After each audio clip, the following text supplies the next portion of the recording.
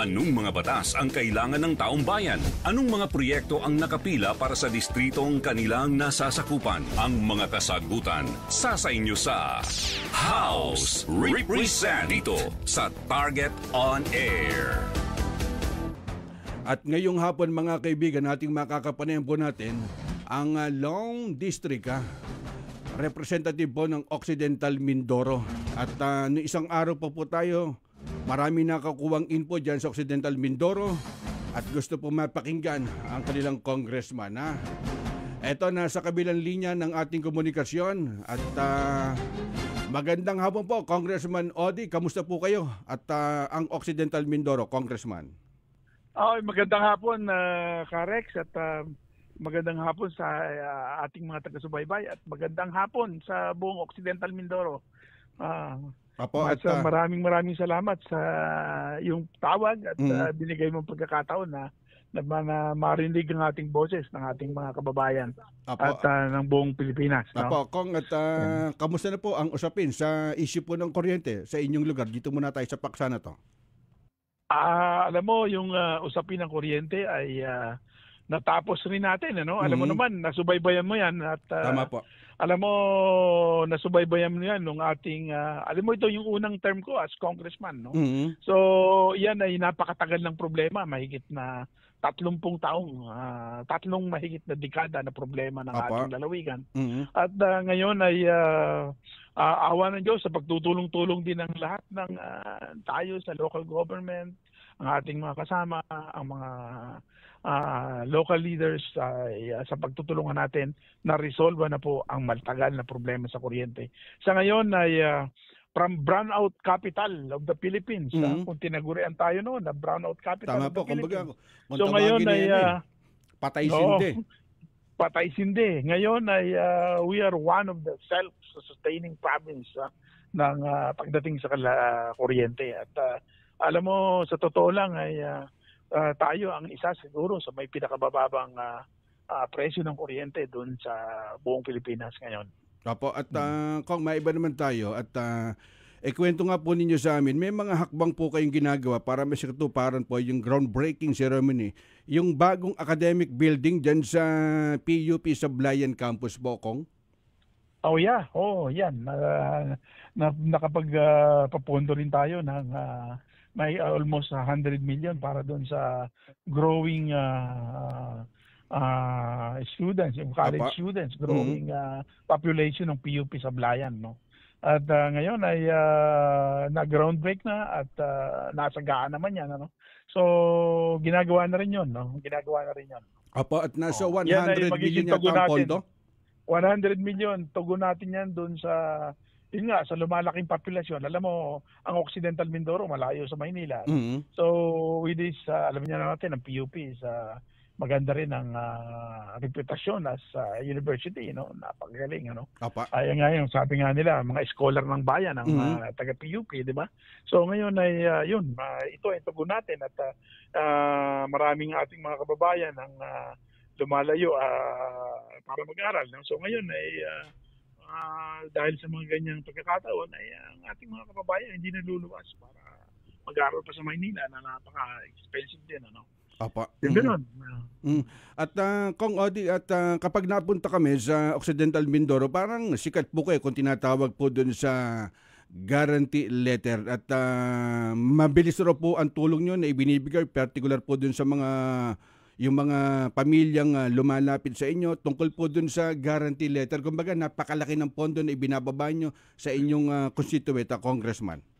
Yan naman ay of course sa tulong ng ating administrasyon, ano, tulong ng ating kasalukuyang administrasyon ng pamunuan ng House, no, ay nakakakuha tayo ng malaking pondo doon sa yung sa MAIP, no, Medical Assistance for Indigent Patients, no.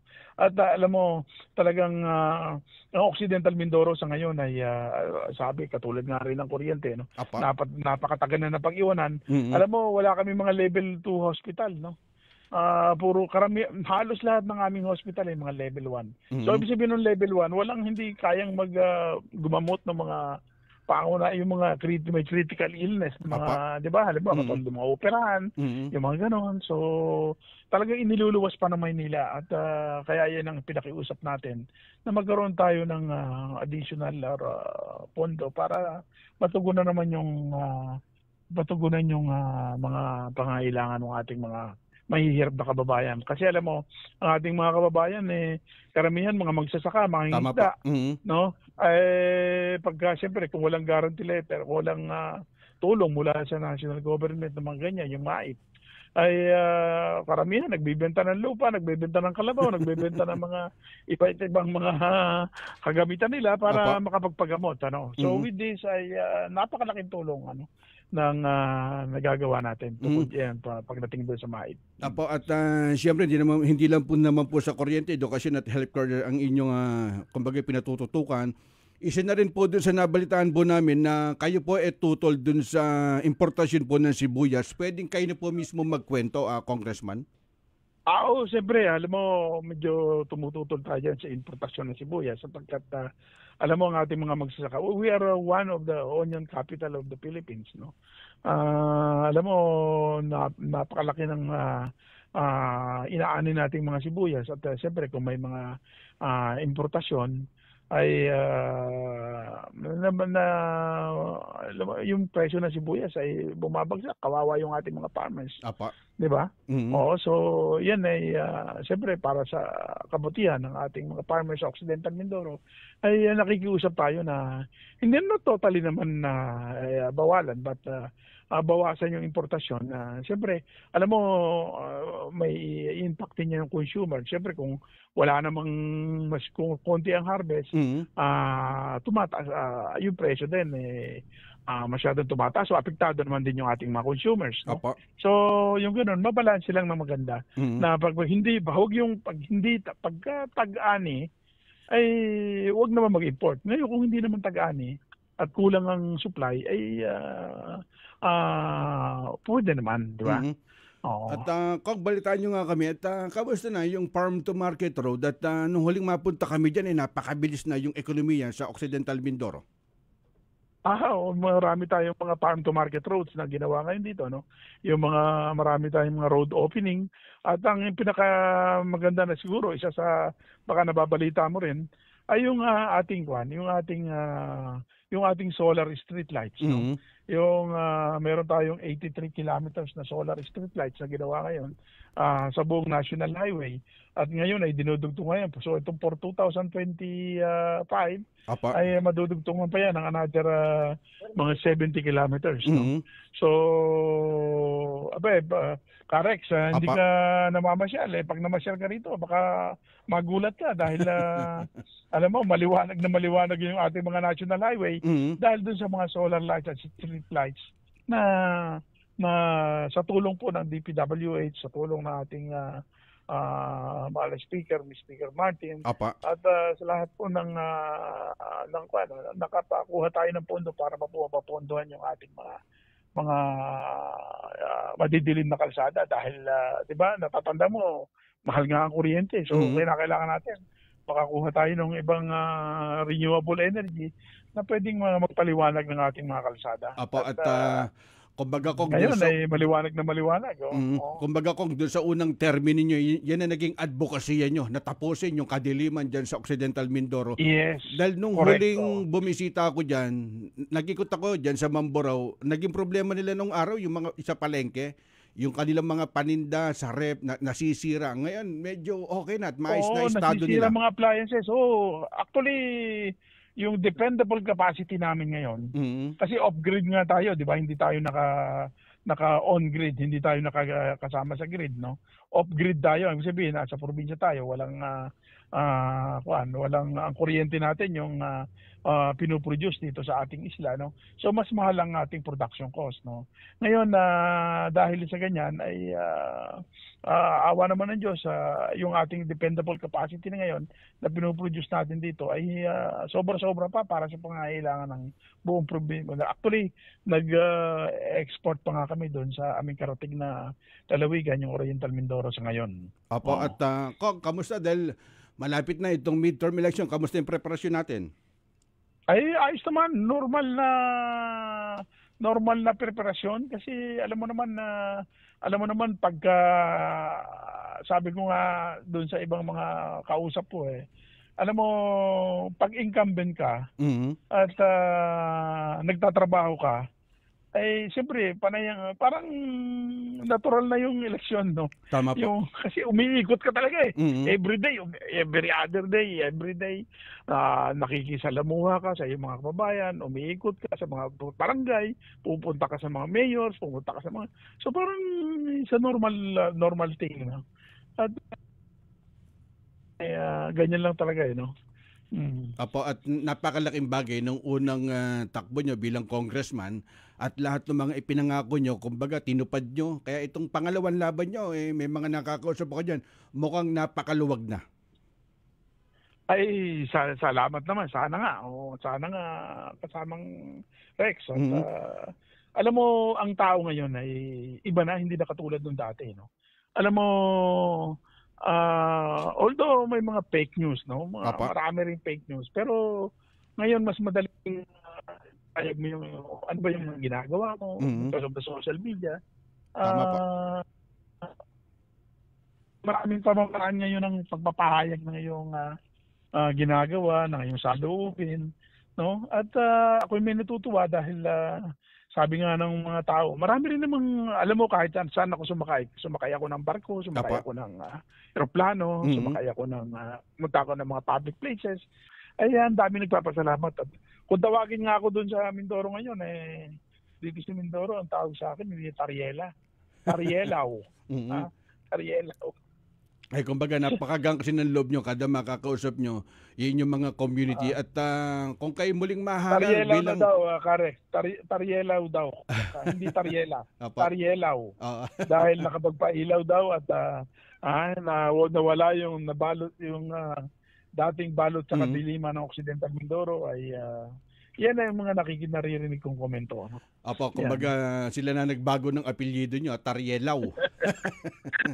Apo, Kong, at ano pa inaasahan ng inyong mga kaprobinsya dyan sa Occidental Mindoro kapag kayo muling nahalal bilang congressman, ano pa inaasahan nila? Alam mo, ang ating mga kababayan ay, yan, sinasabi ko naman dun sa ating mga kababayan na nakakausap natin. Ano? Yung ating mga projects na nakarindi na pagpapatuloy natin, siyempre, yung tuloy-tuloy na pag-asenso ng Occidental Mindoro by bringing, a lot of projects na lalo na particularly dun sa ating mga magsasaka. No? So, at yung pag-i-improve din ng ating mga hospital na sa tingin ko kailangan talagang overdue na para matugunan yung health concerns ng ating mga kababayan dito sa Occidental Mindoro. No? Nako, salamat po. May mga inaayos nga tayo rito para yung isang malaking hospital natin dito na medyo accessible sa lahat ay maging DOH funded na at maging level 2 or level 3 hospital. Apo. So yung mga ganun kasi talagang yung health and economic development ng probinsya, yun ang ating tinututukan ngayon. Hindi naman pwedeng puro health lang, di ba? Kailangan yung economy rin mapataas natin. At alam mo, ayon sa PSA, simula nung umupo tayo, 2023, ay ang laki na ng itinaas ng ekonomiya ng Occidental Mindoro. No? At alam mo, Karex, sabi ko kasi, pumasyal ka, baka hindi mo alam dito before nung bago tayo mo po walang Jollibee, walang McDonald's. Ngayon kompleto na. Makikita mo, kompleto na McDonald's, Jollibee, Robinson, Watson. Talagang dumarami yung gustong mag-invest dito sa fund. Ibig sabihin yan, tumataas yung purchasing power, tumataas ang ekonomiya, tumataas ang kalidad ng pamumuhay ng ating mga kababayan. At kumbagay pinapasok na po ng mga investor. Dati, alam mo, mga 7-Eleven dito, simula dito sa Abra hanggang San Jose, para kang nagsusulputang kabote, mga 7-Eleven. Dami. Ngayon. Diba? Ito kong habol ko lang, may nanonood sa atin, isang kababayan po nating OFW Sabi niya, Karex, dyan po ang province namin sa barangay Magsikap, bayan po ng Rizal. Meron bang barangay Magsikap dyan sa Rizal? Yes, bayan ng Rizal, katulad noon, yung sa barangay Magsikap. Ay baka hindi siya, pag-uwi niya, magulat na siya dahil yung papunta ng munisipyo nila, yung kalsada ay maliwanag at napaka-konkreto na natin ng bago, no? At puntuwa yung mga taga Rizal dahil sabi niya sa tinagal-tagal ng panahon ngayon lang naayos yung kanilang kalsada papunta ng papasok ng munisipyo doon sa may Sudlon, no? Apa. Yeah. At pilitin ko magawi ulit dyan sa Occidental Mindoro, Congressman. Oh yeah, sige ko Karex at alam mo hintayin ka namin at para makita mo yung pagbabago nung 'di ba yung 2.5 years ago compared now, makikita mo. Kumbaga, yung bilis ng panahon na yun, na-develop nyo kaagad ang Occidental?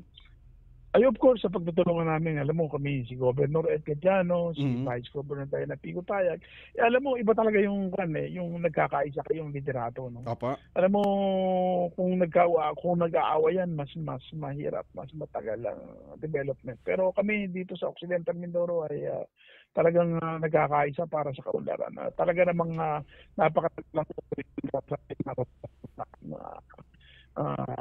sa ating mga kabarangay, kababayan na talaga namang kailangan nila at gustong-gusto na nila ng pagbabago. Ngayon ay unti-unti nang nangyayari at tuloy-tuloy na yung pag-unlad ng lalawigan. Apo, nako, salamat sa pagkakataon na Congressman Odi Tariela ng Lone District ng Occidental Mindoro. Kong, salamat po. Maraming salamat, Rex, at maraming salamat sa lahat ng mga nakinig at maraming salamat sa inyong mga taga-subaybay. Maraming salamat. Thank you. Anong mga batas ang kailangan ng taong bayan? Anong mga proyekto ang nakapila para sa distritong kanilang nasasakupan? Ang mga kasagutan sa inyo sa House Represent dito sa Target on Air.